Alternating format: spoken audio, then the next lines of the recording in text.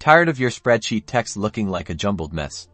Let's transform that single, long sentence into perfectly organized lines within one Excel cell. First things first, open your Microsoft Excel spreadsheet and navigate to the cell containing the text you want to format. We're going to add a line break right where we want the text to split. Imagine this is your address cell, and you want the street, city, and state on separate lines. To insert a line break, simply double-click the cell or press F2 to enter edit mode. Now, move your cursor to the exact spot where you want the new line to begin. For instance, if you have 123 Main Street, Anytown, CA, and you want Anytown to start on a new line, place your cursor right before the A in Anytown.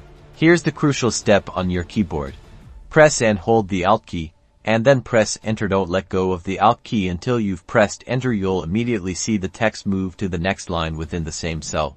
Continue this process for every break you need. If you want your city on its own line, and then your state on another, simply place your cursor before the state and repeat the Alt plus Enter combination.